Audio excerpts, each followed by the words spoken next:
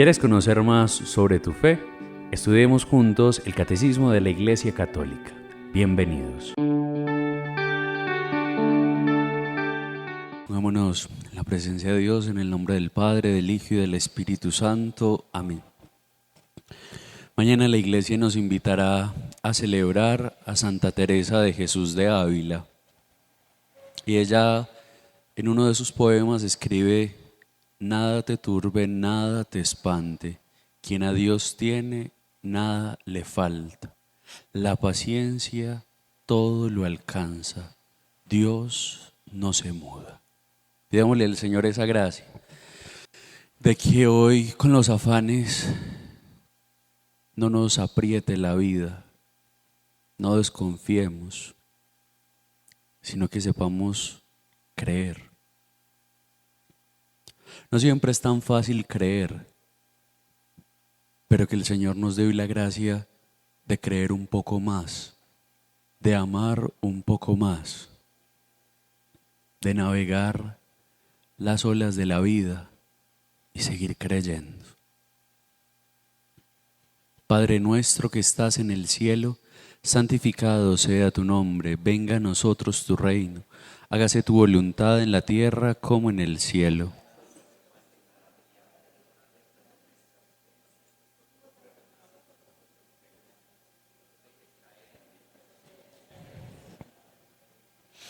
Dios te salve María, llena eres de gracia, el Señor es contigo, bendita tú eres entre todas las mujeres y bendito es el fruto de tu vientre Jesús.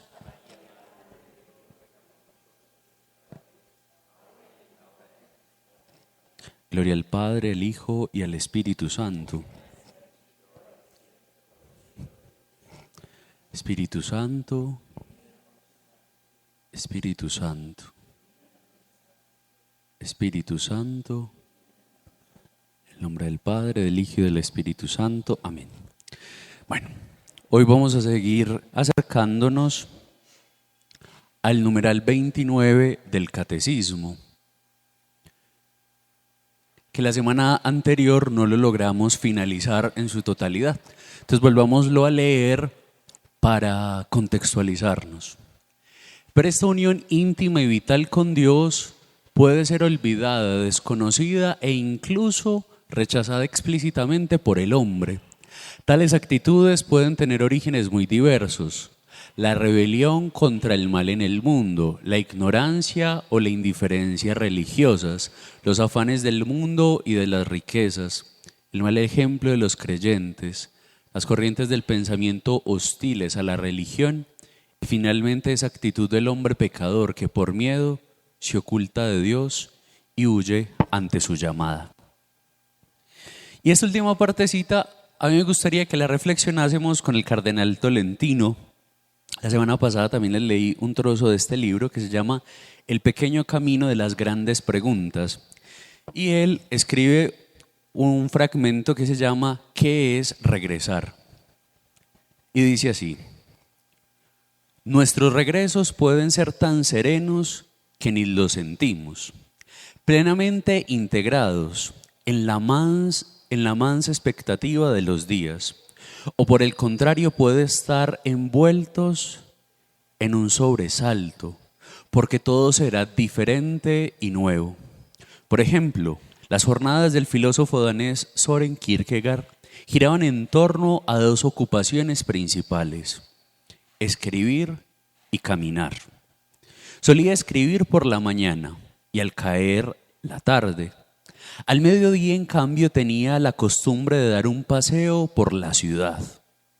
Pues bien, no era raro que durante esas ausencias se le ocurrieran las ideas más agudas y se apresurara entonces a volver a su casa para apuntarlas. Ni siquiera llegaba a sentarse en su escritorio. Tal era la urgencia con la que llegaba. Escribía de pie, sin quitarse el sombrero y con el bastón o el paraguas en la mano. Pero no siempre es así.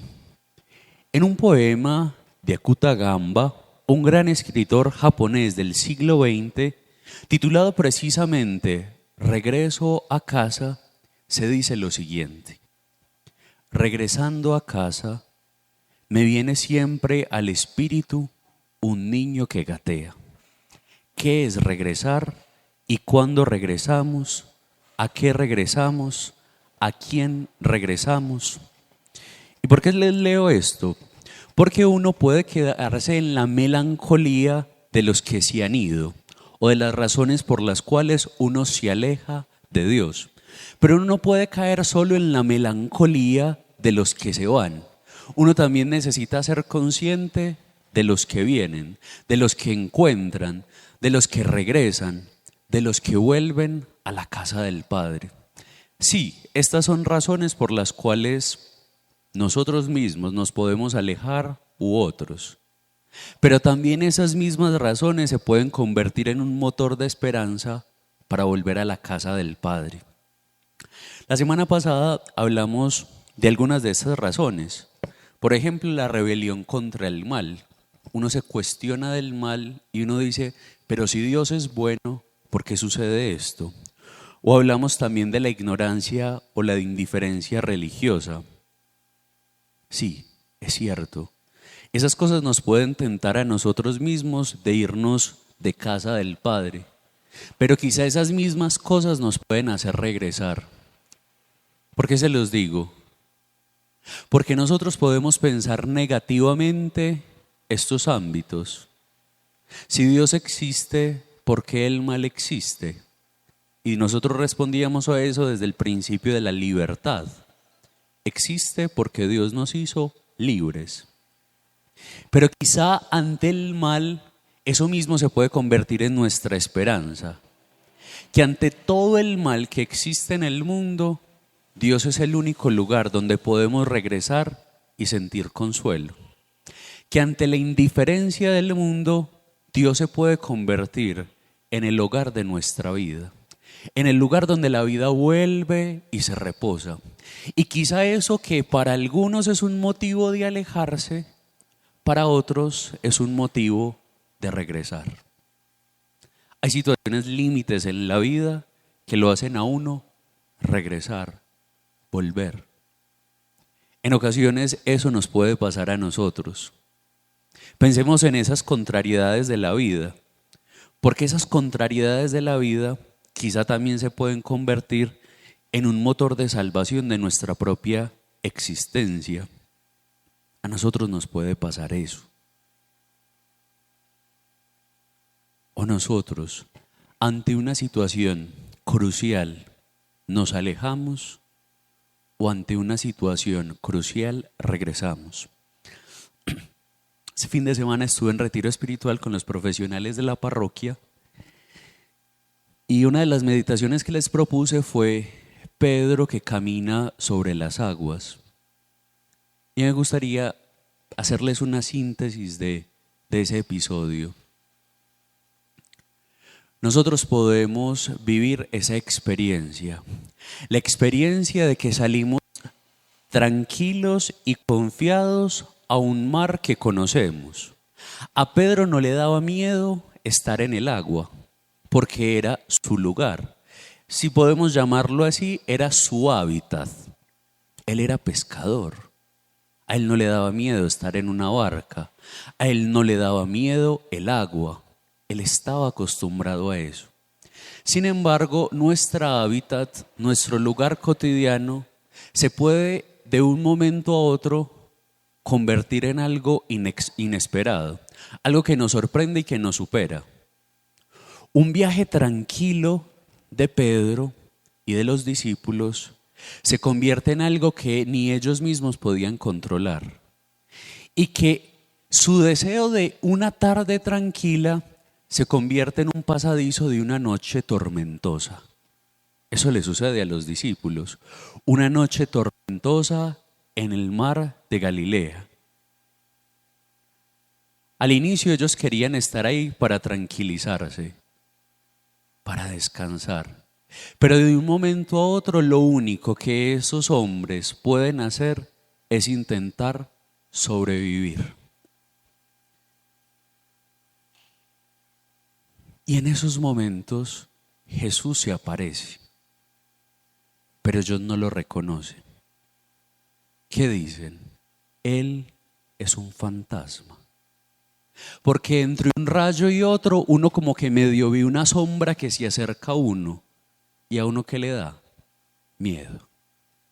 Miedo. Y uno cree que lo están asustando, que antes le va a dar más miedo a uno, más dificultad, más dolor. A uno le puede pasar eso en ese instante. Pero Jesús en ese instante es capaz de venir y de hablar. Y de caminar por donde no se puede caminar. Caminar por donde a uno le da miedo caminar. Jesús camina por ahí. Y viene y les dice esta frase: no teman, soy yo. No teman, soy yo. Y entonces cuando sucede esa experiencia, ¿qué pasa? Pasa que Jesús se acerca a ellos, pero sigue en el agua. Y entonces Pedro, que es el impulsivo, se arriesga y dice algo: Señor, si eres tú, mándame ir hacia ti. Y Jesús solo le dice algo: ven. Jesús solo le dice eso: ven. Los otros discípulos, y yo creo que el mismo Pedro, se preguntaban si se iban a ser capaces de hacer eso. La duda, sin duda, a Pedro le tuvo que haber entrado una duda en su corazón. Pero llega Pedro y se arriesga y lo intenta. Y es capaz de caminar sobre las aguas. No porque la vida sea sencilla, no porque la tormenta se haya calmado. Dios no viene ni siquiera a calmar la tormenta para que uno camine sobre las aguas. Jesús no calmó la tormenta para que Pedro se lanzara al agua. No lo hizo. Caminó sobre la tormenta. Eso le pasó a Pedro. A Pedro lo sostenía algo. Lo sostenía una mirada. Una mirada. Y esa mirada fue la que lo sostuvo caminando por el mar. ¿Cuál es el problema? Que en un momento dado Pedro comienza a cuestionarse de por qué está caminando sobre algo que no es sólido. Comienza a preguntarse que debajo de sus pies no tiene una barca que lo sostenga. Y ahí llega el quiebre, ahí se comienza a hundir. Dios nos puede hacer caminar a nosotros sobre nuestras propias aguas, que son el signo del mal. Dios nos puede hacer caminar ahí. Dios puede hacerlo, pero a uno le toca creer en ese instante. Pedro comienza a hundirse, porque comienza a no creer, a desconfiar, a razonar. Pedro se hunde, sí. Y uno puede decir que Pedro es un fracasado, a lo menos uno puede pensarlo así. Pedro fracasó porque se hundió. Pero pregúntense en ustedes, ¿quién fue más fracasado? O digamos lo mejor en plural, ¿quiénes fueron más fracasados? ¿Pedro o los 11 que no se arriesgaron y lo intentaron? Los 11 que no lo intentaron. Pedro experimentó la gracia, el gozo, la felicidad de caminar sobre el agua, de caminar junto a Jesús. Los otros 11 ni siquiera lo intentaron. Ellos se frustraron más. Y yo he llegado a una conclusión. A nosotros no nos avergüenza equivocarnos. A nosotros nos avergüenza que los otros se den cuenta que nosotros nos equivocamos. Eso es lo que nos duele a nosotros. No que nos equivoquemos, sino que nos equivoquemos en público. Eso es lo que nos duele. Eso es lo que nos hace daño.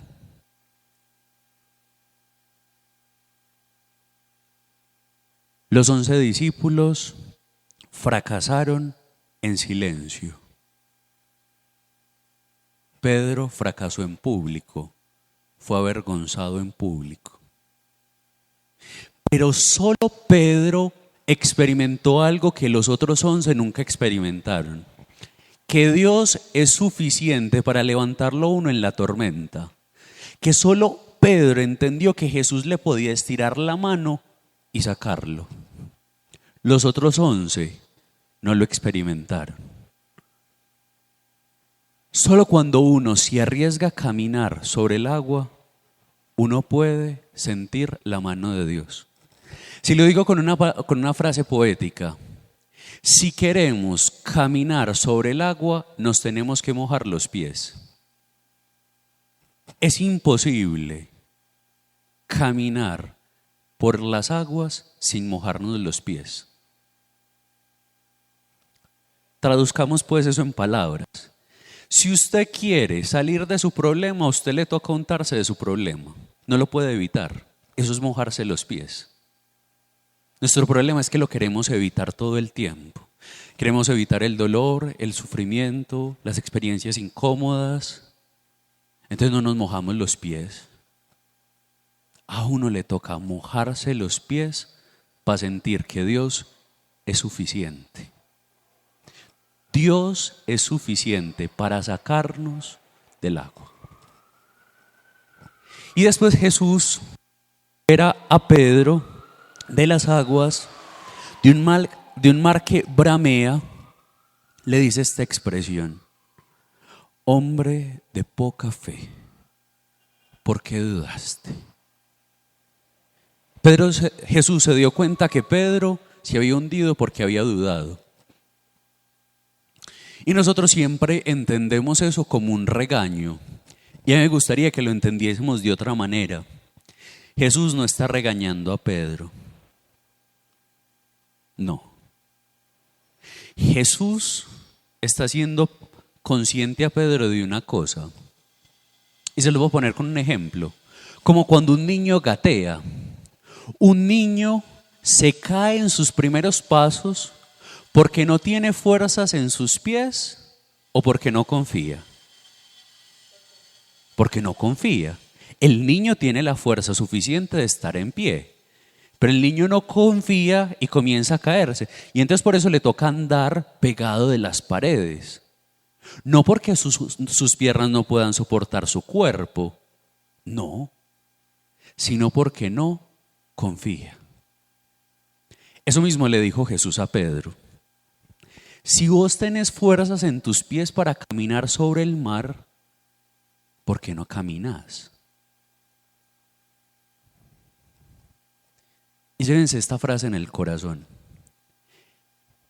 El regalo de Pedro para Jesús fue confiar, fue caminar sobre las aguas, porque confió. Y el regalo de Jesús para Pedro fue que él caminara sobre las aguas. Dos fueron regalados en ese instante. Solo que nosotros hay veces no nos queremos arriesgar, pero creer exige arriesgarse.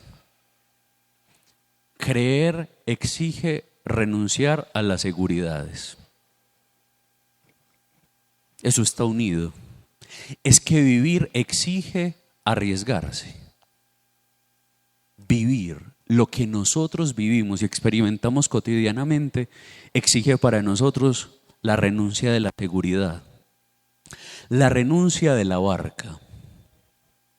Porque tarde que temprano la barca nos aburrirá. Tarde que temprano. El lugar donde hoy sentimos confort nos aburrirá, porque ya conocemos la barca. A nosotros nos puede pasar eso, hermanos. Por eso le toca a uno creer y arriesgarse. Creer y arriesgarse. ¿No, José?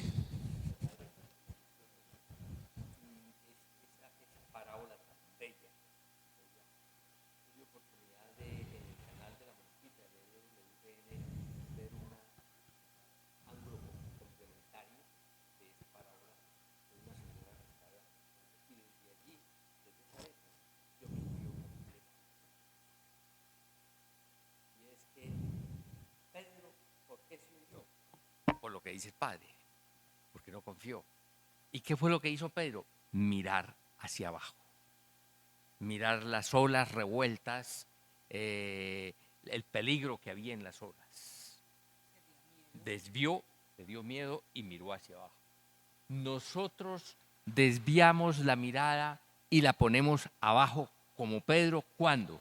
Cuando frente a un problema pensamos es en el problema, en la angustia que nos causa, en el miedo que tenemos de ese problema, de esa angustia tan grande, y no miramos hacia arriba. Si nosotros entregamos ese problema a Dios y nos abandonamos en su divina voluntad y miramos hacia arriba confiados, como dice el Padre, confiados completamente, y pase lo que pase, confiados en Él, superamos el problema. Yo cada vez que se me presenta esas, me sorprendo cada rato mirando para abajo. Cada rato me sorprendo mirando para abajo, preocupado porque no hay plata, preocupado porque se dañó esto, preocupado por ese problema que tenemos. Y desvío la mirada de arriba. Hay que entregarle al Señor todo y mirar es hacia arriba y confiar arriba. No importa que aquí abajo pase lo que pase, abandonarnos en la divina voluntad de Él. Ese es su Padre, que esa señora. Yo complemento eso diciéndoles algo. ¿El miedo se le quitó a Pedro? No. Después le vino otros momentos de miedo. El Evangelio sigue narrando muchos momentos de miedo de Pedro, muchísimos. El miedo no se nos va a quitar. No, es que la fe no es que yo no tenga miedo. Esa idea, a lo menos, hay que quitársela de la cabeza. No. Pero sin duda Pedro seguirá pensando que Jesús le es suficiente para librarlo del mal. En ocasiones uno cree que sus hundidas son malos, que sus naufragios son malos, pero no. Dios puede hacer surgir cosas maravillosas de nuestros momentos de hundimiento. Dios puede hacer eso. Que mis hundimientos se conviertan en mi fuente de salvación. Sí. Pedro no quedó igual después de que se hundió. Porque Pedro ya quedó con dos certezas. Quedó con la certeza de que él podía caminar sobre las aguas. Y también quedó con la certeza de que Jesús lo podía hacer volver a surgir. Un detalle muy lindo de ese evangelio es que Jesús no regaña a Pedro en público. Jesús lo regaña estando en el mar. Bueno, no es un regaño, es más bien como, oíste, pero vos ¿por qué no confiaste? Más que un regaño, es como hacerlo consciente. Y después de que le dice eso, suben a la barca. Y el texto concluye de una manera muy linda. Jesús entra, calma el mar y regresan a la orilla.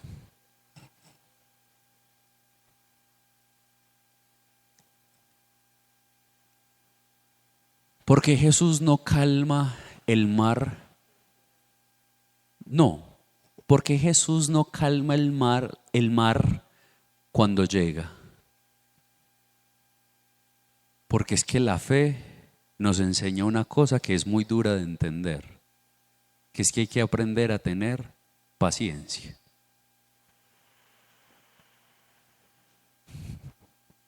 Los discípulos tuvieron que aprender la lección de la paciencia. El Evangelio dice que Jesús se les aparece como un fantasma a la cuarta vigilia. ¿Qué es la cuarta vigilia? ¿Alguien sabe qué es la cuarta vigilia? ¿A qué horas más o menos? A las 3 de la mañana. Jesús se le aparece a los discípulos a las 3 de la mañana. ¿Ustedes se imaginan cómo estaban esos hombres cansados ya de batallar, de intentar sobrevivir? A uno le toca la lección de la paciencia. Esos hombres no la tuvieron fácil. Tuvieron que esperar hasta las 3 de la mañana, cuando sus cuerpos ya estaban agotados, cuando ya pensaban que lo único que les quedaba era el hundimiento. Jesús se les aparece. La fe requiere de paciencia, de espera, de creer que Dios puede aparecer en mi noche. Pero el texto termina diciendo que Jesús los lleva a la orilla. Después de la tormenta no quedamos iguales. Podemos quedar más confiados o más frustrados, pero podemos creer un poco más y acrecentarse nuestra capacidad de esperar en Dios y de confiar en Él. ¿Por qué les cuento esto? Porque quizá nosotros creemos más en el poder de la tormenta, del mal, que del poder de Dios que puede salvarnos de la tormenta. Y a veces nos alejamos de creer en Él porque creemos que el mal va a vencer y va a ganar. Jesús necesita que nosotros batallemos un poquito más. Ese dolor, esa tristeza, ayuda a purificar eso que estás sintiendo o no. ¿Cómo así? Por ejemplo, si yo tengo una tormenta muy grande, estoy sufriendo bastante, si yo ofrezco toda esa tristeza, si ofrezco todo ese dolor, ¿eso ayuda a purificarme a mí por dentro o no? Sí, porque te ayuda a confiar. Te ayuda a confiar. Confiar.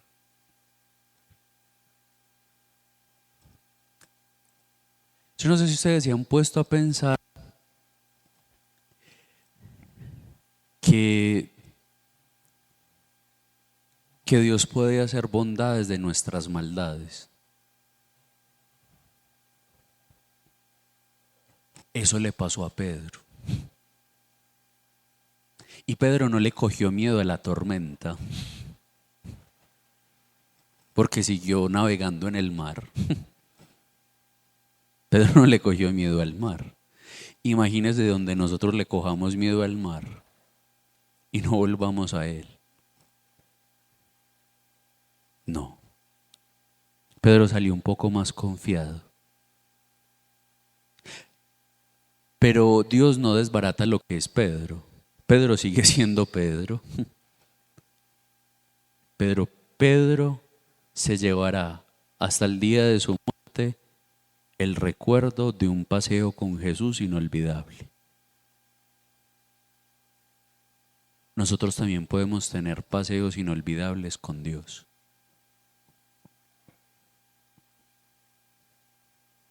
Basta que creamos. Que el mal no nos haga desesperar.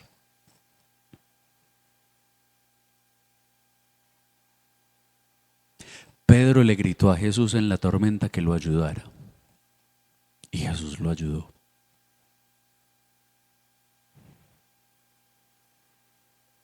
O uno vuelve y mira a Jesús, o uno se hunde. No solo hay que aprender a nadar, también le toca a uno aprender a refugiarse en un salvavidas. Pedro, por mejor nadador que fuera, no le daban las fuerzas porque la tormenta era más fuerte que él. A nosotros nos toca hacer lo mismo. No es nadar solos, no. Es aprender a confiar en el salvavidas. Siempre hay un guardacostas que nos puede salvar, que nos puede ayudar, que puede acontecer junto a nosotros, aún en lo inesperado. No siempre podemos en nuestras fuerzas.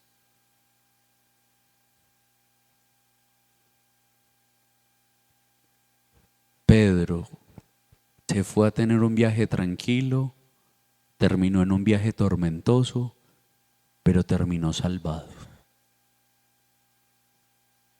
No tengamos miedo de las tormentas ni del mal que nos pueda visitar. Sigamos creyendo. Sigamos regresando. Nos va a seguir visitando el miedo, nos va a seguir visitando la frustración, nos va a seguir visitando un montón de cosas. Pero Dios nos puede bastar. Y eso es lo que nos podemos llevar hoy también. Dios nos puede bastar.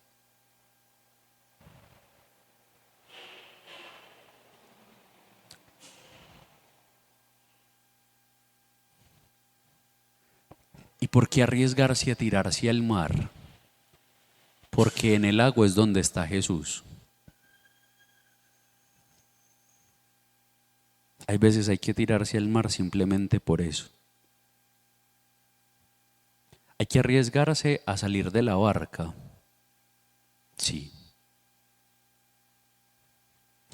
La tormenta no sorprendió a Pedro. La tormenta ya estaba cuando Pedro estaba en la barca y cuando caminó sobre las aguas. Siempre estuvo la tormenta.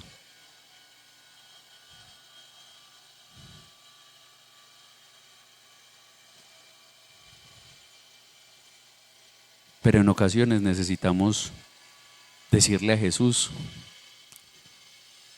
que en medio de nuestras tormentas nosotros podamos seguir escuchando que Él nos dice ven y que nosotros confiemos en eso. Que nos dé la valentía de Pedro, pero también después la humildad para que Él nos tome de su mano y volver a empezar. Siempre lo que nosotros llamamos fracasos pueden ser una oportunidad. Y acá les cuento una anécdota de Thomas Edison. ¿Ustedes saben quién es Thomas Edison? El que inventó las bombillas. Thomas Edison necesitó hacer 200 bombillas para que una le funcionara. 200 bombillas. Imagínense donde Thomas Edison se hubiese vencido en la primera. Si hubiese vencido en la 199, no lo hubiese logrado. Y entonces cuentan de él que una vez le preguntaron, señor Thomas, usted se frustró no haciendo la bombilla. Y entonces él responde muy sabiamente, yo simplemente descubrí 199 maneras por las cuales no se hace una bombilla. 199 maneras de las cuales o maneras de las cuales no se hace una bombilla. Pedro tuvo también una nueva oportunidad en Dios. Descubrió una manera de cómo no caminar el mar. Cada uno decide si toma la vida como un fracaso o como una oportunidad. Es cuestión de perspectiva.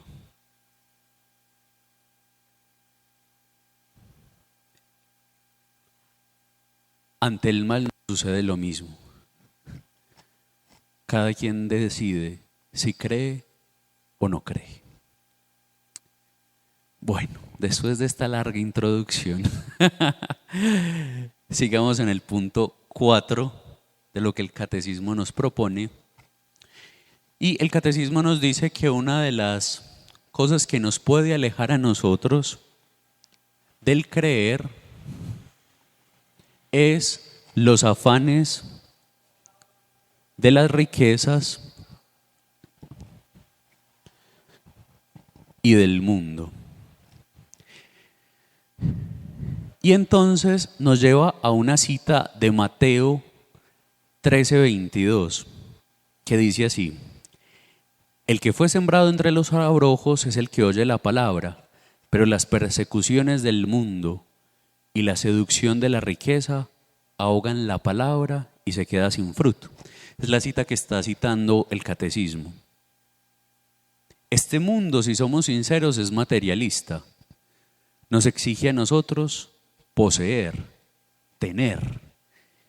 Y nos engañan diciendo que poseer es sinónimo de felicidad. El que más posee es el que más feliz es. O a lo menos así nos lo hacen creer. Es un mundo capitalista. Y esto tiene una gran capacidad de seducción para nosotros. Utilizando una metáfora, tiene la capacidad del embrujo como el canto de la sirena, que nos absorbe, que nos hace ir hacia ella, que nos hace apartarnos y quedarnos solos. Es impresionante cuántas veces esta seducción nos gana también a nosotros.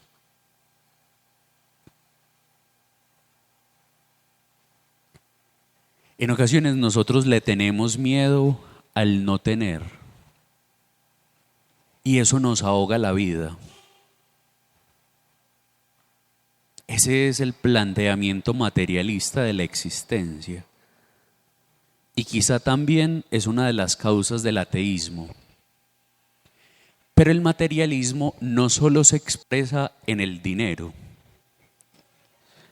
Francisco de Asís entendió eso.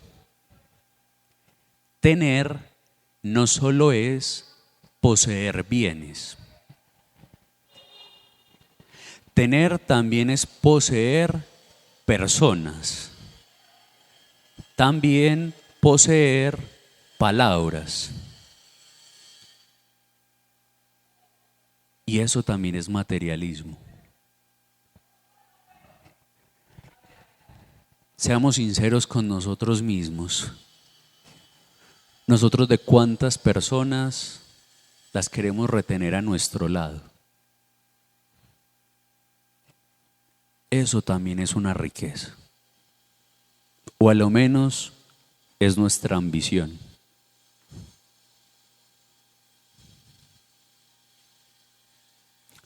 Las riquezas y las seducciones del mal también se ven ahí.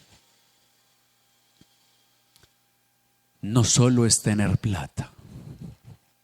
Hay muchas otras cosas que queremos poseer. Y si no, piensen ustedes cuántas veces nosotros utilizamos el posesivo, mi casa, mi carro, mi hijo, mi esposo, mi comida, mi dinero, y siga haciendo la lista. Nosotros a todo le ponemos posesivos, y ven que nosotros le ponemos posesivos no solo a las cosas, a las personas, pero no solo a las personas, también a cosas inmateriales. Mi tiempo es una cosa inmaterial. ¿Usted puede cuantificar? No. Usted no puede cuantificar el tiempo. Pero aún así, usted lo cree en su posesión. Hay veces la vida se nos va en posesivos y por eso nos duele tanto cuando nos lo quitan. Por nuestro afán de poseer. Todo el tiempo estamos en eso, en poseer. Pero hay veces creemos que solo es los bienes materiales. Y si somos sinceros, no. Quizá hoy no estamos afanados por dinero, pero sí estamos afanados por otras cosas. ¿Cuántas veces mendigamos amor? Eso también es un afán de poseer, de querer más. Eso también es una riqueza. Y entonces Francisco de Asís, que fue el que entendió esto, decía, para vivir se necesita muy poco y de ese poco, muy poco. Desprenderse es necesario, es la exigencia de Jesús. el que quiera seguirme, que renuncie a sí mismo y cargue con su cruz. Nuestra máxima renuncia es el mí. Mi tiempo, mi espacio, mi dinero, mi ropa, mi casa, mi esposo, mi esposa.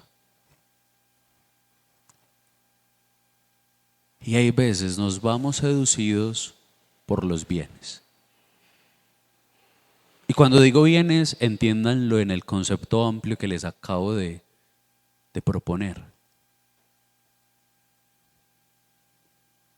Necesitamos comenzar a soltar los mí. A los esposos, yo siempre cuando los caso les digo, hay que pasar del mí al nos. Mi tiempo al nuestro tiempo.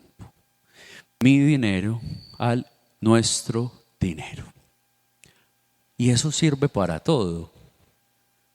No es mi cuerpo, es el cuerpo que Dios me ofreció. No es mis ojos, son los ojos que Dios me ofreció. Porque si no, sentiremos que somos dueños. Pero no es cierto. Nos fueron dados. Ni siquiera el dinero que tenemos es nuestro. Hemos trabajado para conseguirlo. Yo no estoy negando eso. Pero Dios nos dio las fuerzas para ir a trabajar. Pero Dios nos dio la inteligencia para hacer ese arte.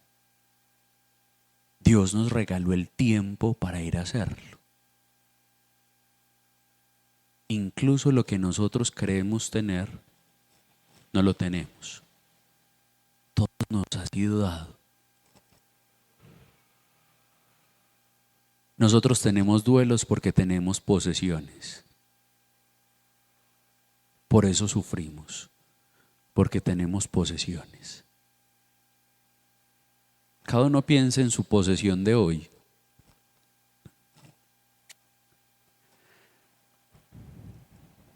Eso nos hace daño.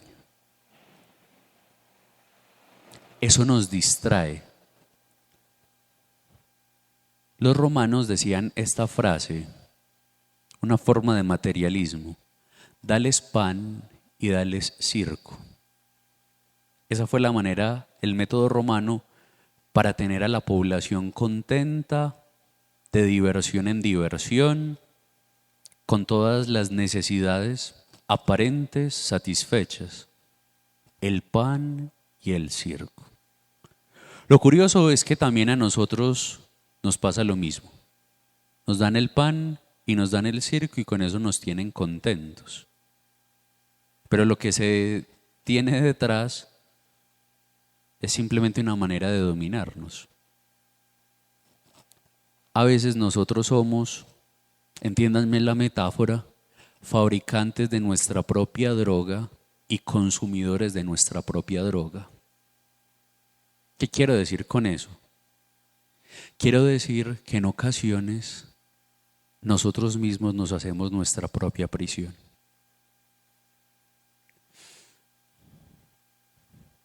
Nosotros siempre le echamos la culpa del materialismo a los otros. Los otros son los que nos dan la ansia de poder, de querer más. Pero ¿cuándo nosotros seremos lo suficientemente libres para tener la capacidad de decir no?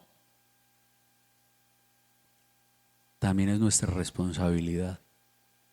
Nosotros hay veces no somos capaces de decir no. No quiero esto. No me conviene esto. ¿Y saben cuál es el problema de las riquezas? Cuando hablo de riquezas hablo del concepto amplio, no solo de dinero. Que siempre hay un sacrificio que hay que hacer. Para poseer algo siempre hay que renunciar a otra cosa. ¿Será que lo que renunciamos para obtener ciertas cosas, sí es a lo que tenemos que renunciar?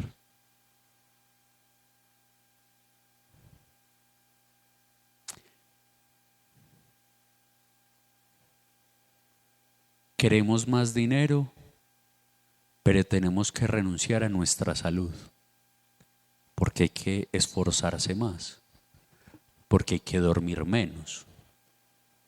Queremos más dinero, pero tenemos que renunciar al tiempo con nuestra familia. Queremos más afecto, pero tenemos que renunciar a nuestro tiempo, a nuestras prioridades, a lo que yo quiero. ¿Será que donde estamos renunciando, sí es donde tenemos que renunciar? Cada uno tiene que tomar la decisión de a qué renunciar, porque siempre nos va a tocar renunciar. Pero preguntémonos, ¿la riqueza que yo hoy tengo sí llena el deseo de mi corazón? Hace algunos días hablábamos del deseo y de la necesidad de jerarquizar el deseo. Con sinceridad preguntémonos eso.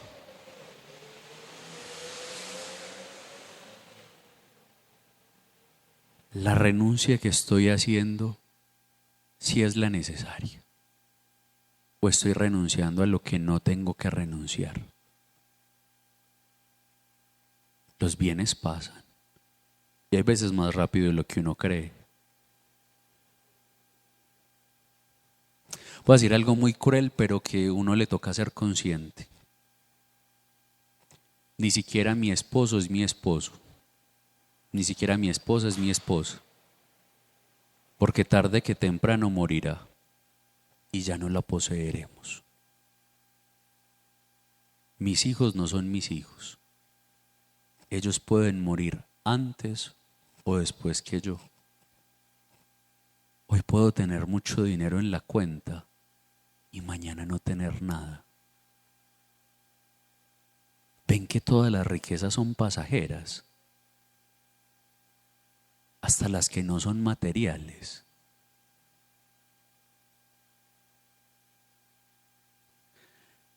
Pablo dice una frase muy linda hablando de esto. Jesús, siendo rico, se hizo pobre para enriquecernos a nosotros. Jesús, siendo rico, se hizo pobre para enriquecernos a nosotros.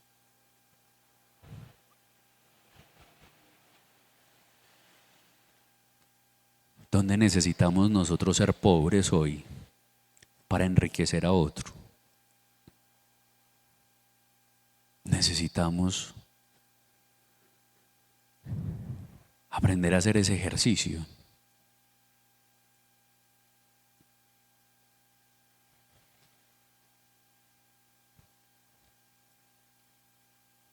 Cuando uno se da cuenta que uno es espiritual,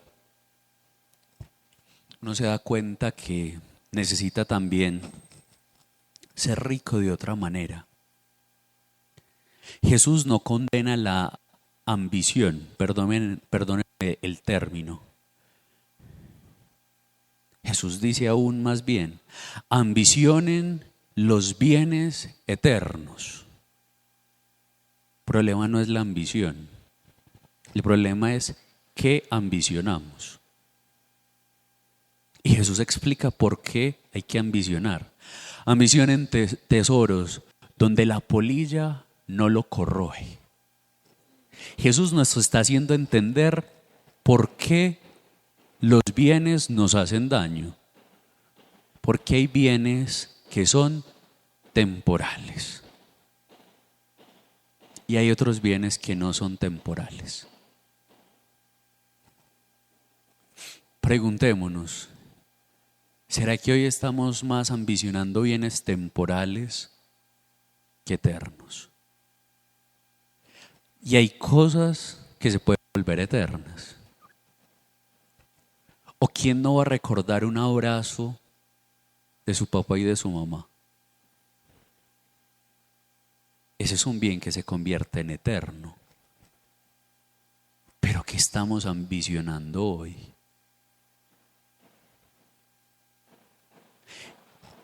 Ese es el dilema nuestro, que en ocasiones la vida se nos disipa en bienes que son temporales.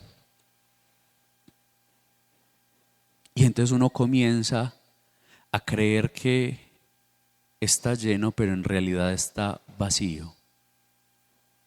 Porque uno está buscando y buscando y buscando y buscando y buscando en lugares que a uno no lo pueden llenar. Y uno comienza a adormecer o anestesiar lo que sí lo puede llenar.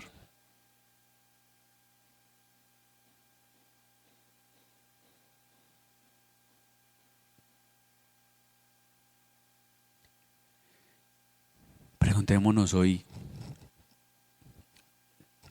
a nosotros qué nos hace plenos. Pero seamos sinceros, porque a la ligera podemos decir que Dios nos hace plenos y llenos. Y no es necesario. Volviendo al caso de Pedro. Ustedes quieren saber dónde ustedes tienen su seguridad.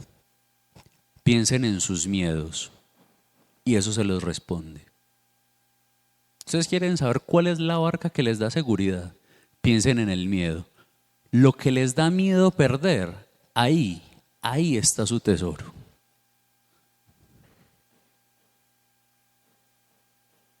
¿Qué nos da miedo perder hoy? El dinero.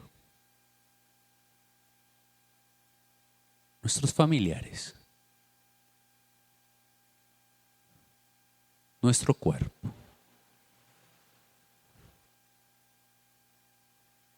¿Dónde está nuestra seguridad? Ahí está nuestra barca.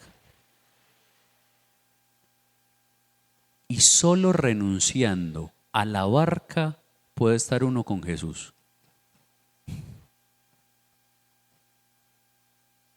Solo cuando uno renuncia a su seguridad puede estar con Jesús.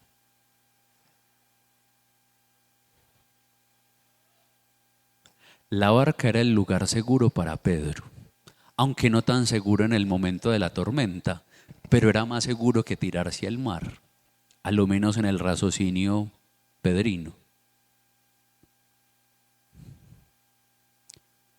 Donde uno tiene la seguridad, ahí está el miedo también. Siempre, eso va como que unido. Donde uno tiene la seguridad y la firmeza en la vida, tiene el miedo. Tiene el miedo a perder eso.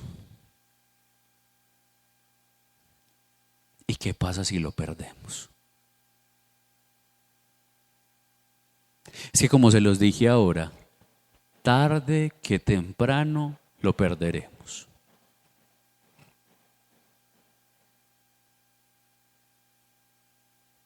Y entonces si lo perdemos se desbarata la vida, se desmorona.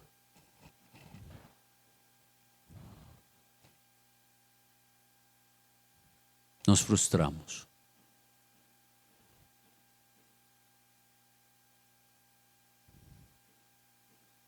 El perder cosas uno las puede ver, cosas o personas, cosas o personas. Uno las puede entender como pérdida o como ganancia.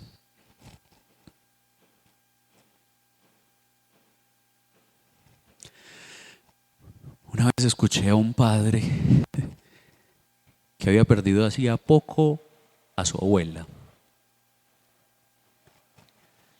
Y escuchándolo me dijo muchas cosas que me quedaron resonando hoy. Es un muy buen amigo. me decía, Freddy,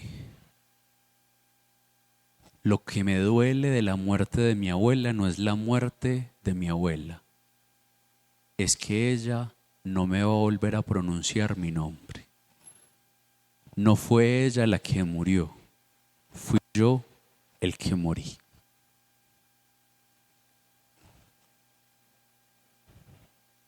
Eso es lo que nos pasa a nosotros, que somos nosotros los que morimos un poquito más, y eso es lo que nos duele. ¿Y saben qué es eso? Egoísmo.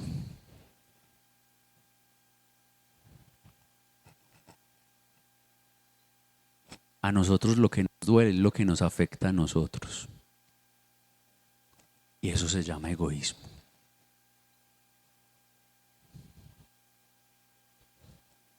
No porque el otro lo perdió, sino porque yo lo perdí. Y eso es muy egoísta. Para el cristiano, la muerte es una ganancia. Pablo decía una expresión muy paradójica. La muerte entre lo mucho es lo mejor. Yo quisiera morir ya para estar con él. Pero por necesidad de ustedes, estaba hablando, no recuerdo a qué comunidad, necesito quedarme un tiempo más. A nosotros lo que nos duele es que el ser amado no va a volver a pronunciar nuestro nombre, no nos va a abrazar, no nos va a acariciar, no vamos a sentir el que está a nuestro lado. Eso es muy egoísta. Lo que nos duele es que si perdemos la casa vamos a perder ese techo, esa seguridad, esa certeza. Lo que nos duele es que yo ya no voy a estar en confort. Eso es lo que nos duele. El egoísmo nos hace sufrir. Nos hace sufrir mucho.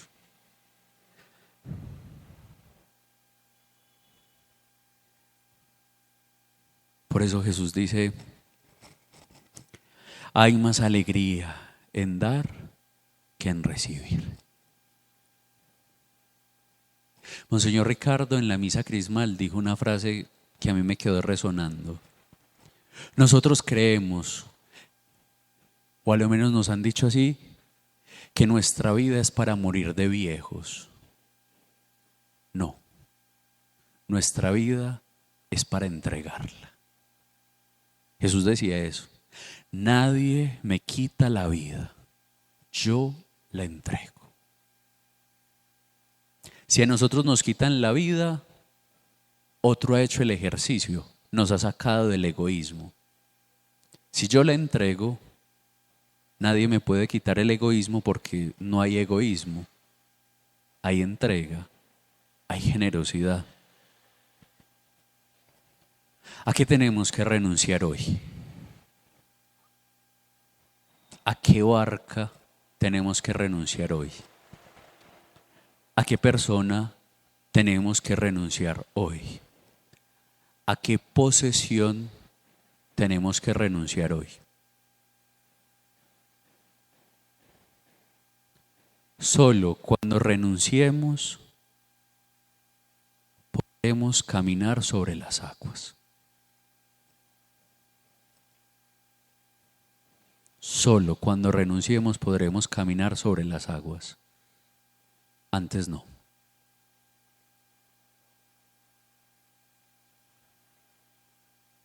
Pero tampoco quiero romantizar la renuncia. Renunciar no es fácil. No es fácil. Es muy duro. Porque uno o ama o uno está pegado. Pero renunciar es necesario. Porque tarde que temprano nosotros le entregamos nuestro corazón a nuestros apegos. Tarde que temprano usted y yo le entregamos el corazón a nuestros apegos. Le entregamos nuestra libertad y comenzamos a sacrificar otras cosas.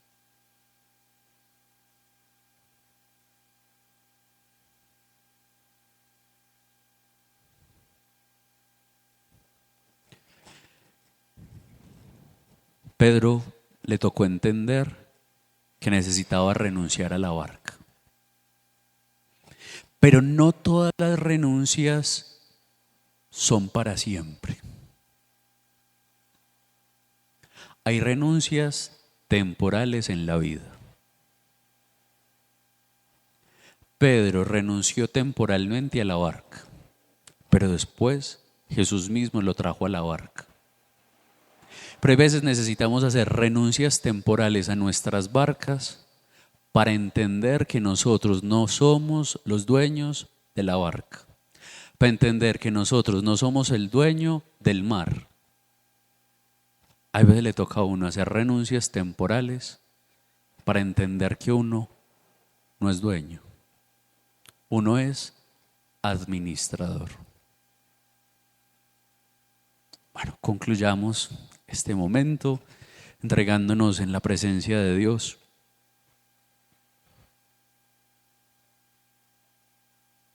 Digámosle a Jesús que solo Él nos basta. Y nosotros somos conscientes de que muchas veces nos apegamos y comenzamos a utilizar demasiado la posesión. Pero que nos dé libertad en el corazón hoy. Y que cuando nosotros creamos que estamos comenzando a poseer algo, Él nos libere. Jesús, ya nos hemos dado cuenta en el tiempo que tú nos bastas. Jesús, tú nos bastas. Haz que nuestro corazón esté lleno de ti.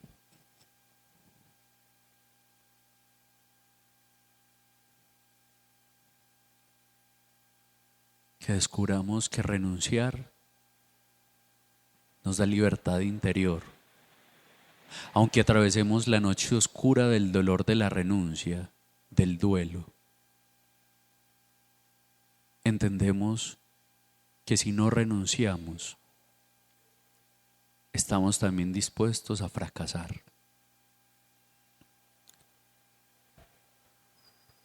Danos tu libertad, Jesús, de amar sin poseer. Jesús, enséñanos que es posible amar sin poseer. Amén. El Señor esté con ustedes.